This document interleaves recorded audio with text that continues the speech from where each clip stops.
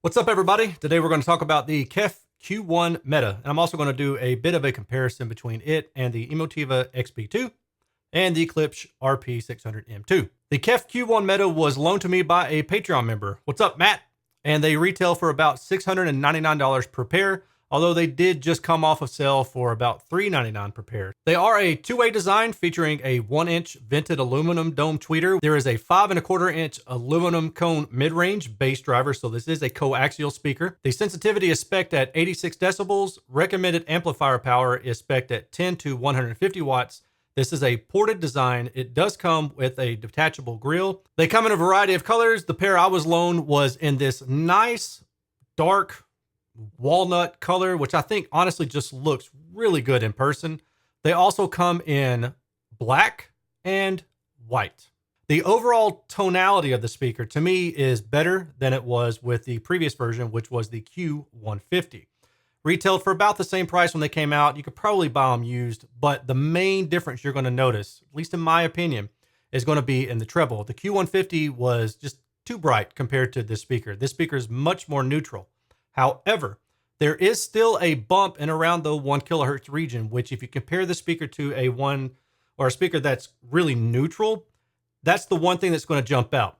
There's going to be a forward sound to the Q1 Meta that will not be there with a speaker that is neutral through that region. Now, I got to say that when I looked at the data, I found that to be matching, of course. I mean, usually a 3 decibel swing or something like that is going to stand out to your ear for sure. But I think the reason that it stood out even more is when you look at the data, like we see here, you can see that there's not only a bump around 1K, I said it's like, 900 hertz or so, but then it falls off around 3 decibels, centered around 2 kilohertz. So that peak and then dip really makes that peak stand out, or makes that dip stand out more noticeably. So you can set your EQ to 908 hertz on parametric, bring it down about 2.5 decibels, set the Q for about 3.5, and you'll smooth that right out. You'll get a much better sound overall from the speaker. Now, if I do a direct comparison from the Q1 Meta to the Q150, Q1 Meta in blue, Q150 in red, you can see that through this same region, the Q1 Meta does have a little bit more bite to it. So the Q1 Meta is going to sound a little bit more forward.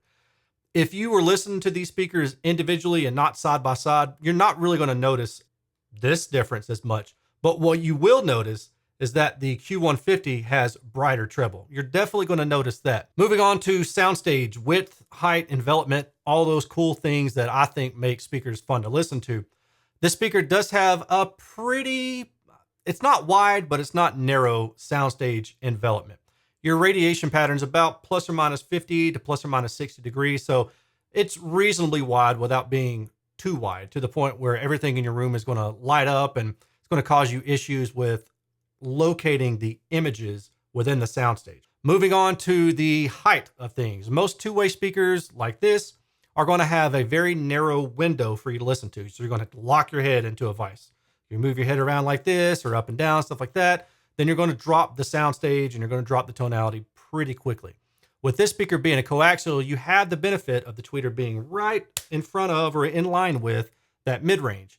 So what that does, assuming that the crossover is built correctly, that gives you a wider vertical dispersion as well. So that means that you don't have to lock your head in a vise within this window. You can put your head, within a certain range above or below that tweeter line. Let's talk about bass extension. On this speaker, you get down to about an F3 of 52 hertz, F10 of 44 hertz, which means in a room, you're going to get down to about 50 hertz. Now, before we move on too much further, I want to do a quick sound clip so you can get an idea of what this speaker sounds like and what I mean when I show you this graphic. And then hopefully that'll give you a better idea of what this means in terms of sound versus data.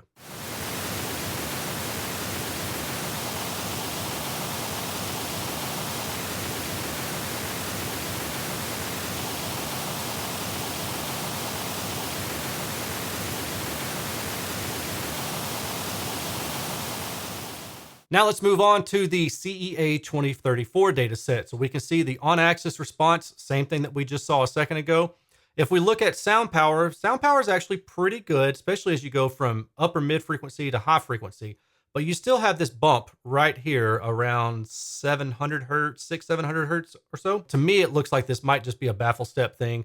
If the upper mid frequency and the treble region were brought down more, then you would have lower overall sensitivity. So I don't know that that's what we're seeing here, but that's what my hunch is. So now if we look at the estimated in-room response, which gives us an idea of how the speaker is going to sound in a real room, and you can really use this for comparative analysis when we start talking about other speakers.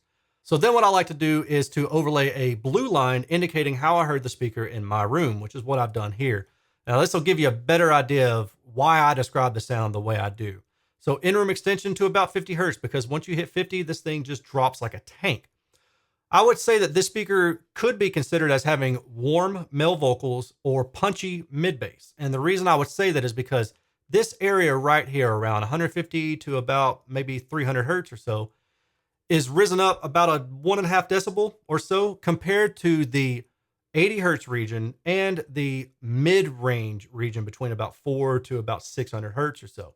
So this bump right here is going to stand out more than these dips are. And that's why I would say you could consider this speaker as having a punchy upper mid bass or warm male vocals. The other thing you can consider is the speaker as having a forward sound to it. And again, that's going to be due to this area right here around 800 hertz or so. I would say that if you bring this down, then you're going to have a much more neutral sound. But as it sits, it's at about plus 2 decibels or so. So it's going to have a sound that kind of steps out from that sound stage and grabs you. Now, whether or not you like that, that's going to be up to you personally. I would prefer that to be more neutral. Let's talk about burst decay. Now, this area right here doesn't really bother me. You're so far down, you're about negative 27 decibels or so down. It's not really a big deal. This area right here tells me that there is a high Q ringing in this enclosure, likely due to the vent design itself. Now, what that's going to sound like is it could sound like extended decay or bass that kind of just lingers on a little bit too long. If you go back and look at my review of the Borson X3, a speaker that costs like $13,000, it has a similar thing going on around 80 hertz, but it's much more significant. So let me drop that in right here. And earlier, remember I said that the speaker actually might sound better if you go above or below the tweeter line. Well, when I went back and started looking at the data, if you look at this orange, this solid orange and this dashed orange, that means above the tweeter axis 20 degrees and below the tweeter axis at 20 degrees. You can see that the orange line in terms of that forward sound is pretty much the same. But when you come through here, that orange line kind of flattens out through this dip that's directly on axis. And it also kind of flattens out this upper high frequency. So then what you're really left with is just this prominent bump right here. With this in mind, and again, this is just an idea, suggestion for you maybe to play around with if you have these speakers or you plan to buy them. Consider sitting above the tweeter in this case, or maybe below the tweeter, and see what you think. I'd be really curious to know what you think. Distortion at 86 decibels and then at 96 decibels. I like to use multi-tone distortion, which is what we have here, because it mimics real music and gives us a better idea.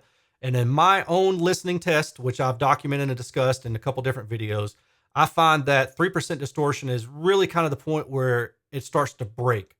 Meaning that with this negative 30 decibels, which again is equivalent to about 3%, you start to hear more graininess. You start to hear sound that doesn't sound good. So in order for you to get above that, you have to hit about 96 decibels at 1 meter. For most rooms, what you're going to wind up with the stereo pairs, it's going to be about 96 decibels at about, let's say 3 to 4 meters, again, give or take your room and things like that. But if you are listening at more conventional volumes around here at this 88 decibel, this line right through here, in terms of distortion, you're going to be okay. Just don't consider this a speaker that you want to use running full range if you're using a home theater in a big room. If you want to use it with a subwoofer, you can see that you drop the mid-range distortion a pretty good bit. Now, if we go to short-term compression, 96 decibels in blue, you're showing a similar feature. Overall, you're kind of losing some output capability in the mid-range. And if you really crank it up and you want, let's see, 76 to 102, so you want 26 decibels of dynamic range with an average listening level of about 76 decibels, you're going to lose up to 1 decibel in the mid-range. And then you're going to lose more output in the lower bass region. So again, this just kind of goes to say, hey, I'm not an SPL monster, and I think you probably know that by now. Impedance shows a resonance around 600, 700 hertz. Minimum EPDR dips down to about 2.1 ohm. So in summary, I think this is a good looking speaker. I like that it's all in one package. It's smaller than most other two-way bookshelf speakers.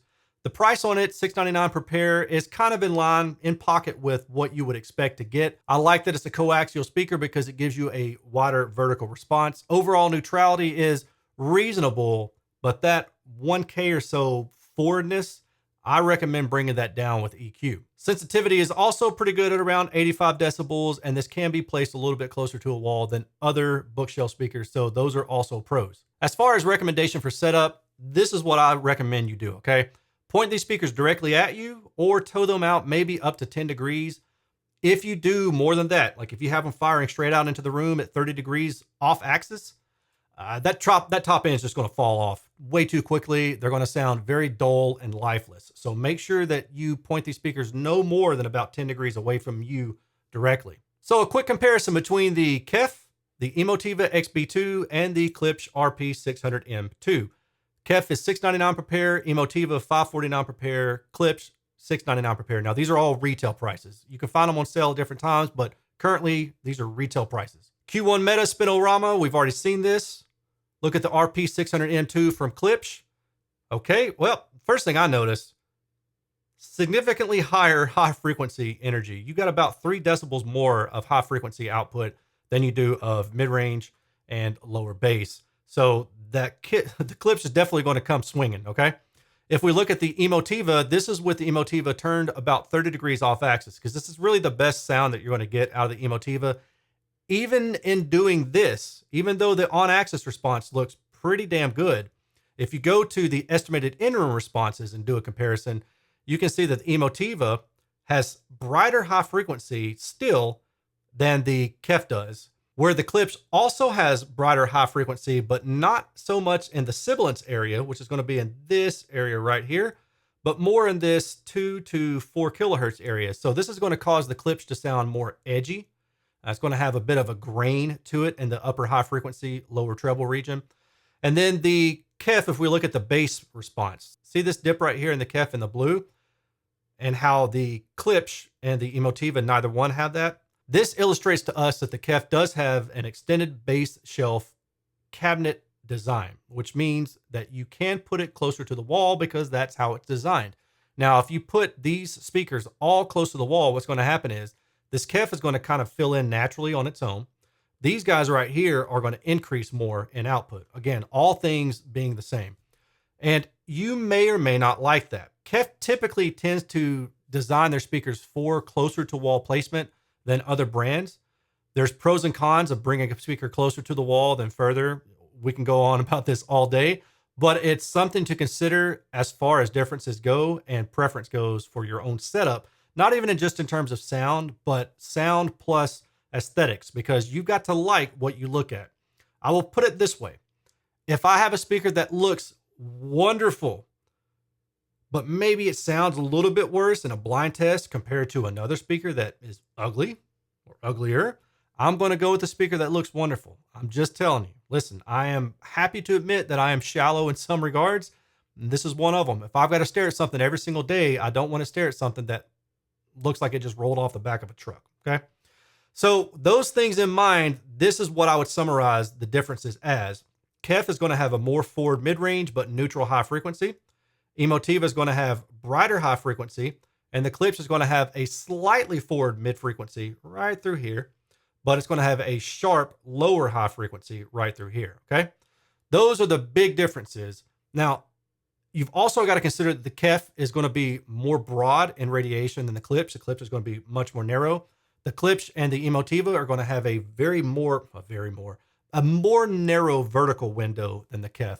And then there are other factors to be considered as well, but that's kind of a first cut at this. So long story short, the KEF Q1 Meta is a good speaker in its price class. In my opinion, definitely a worthwhile upgrade over the Q150, and definitely competes with other speakers in its category. And it will make my top 5 in this price range as well. So I will talk to you on the next one. And before I leave, if you would like to support what I'm doing, you can do so one of a few different ways. You can join me at patreon.com/Erin's Audio Corner, where I post behind the scenes information, updates, polls, and just like short videos and things like that. The other way is to use any of my generic affiliate links from Amazon or Crutchfield or Best Buy, Audio Advice, etc., etc. Seriously, it doesn't matter what you buy through those links. Just click the link in the description below. It will take you to the store. You buy whatever it is, enable cookies though, and I will earn some small commission off of that at no additional cost to you. That way it doesn't cost you a single thing. You can support what I'm doing. And again, I just really appreciate it. I will talk to you all later. Take care.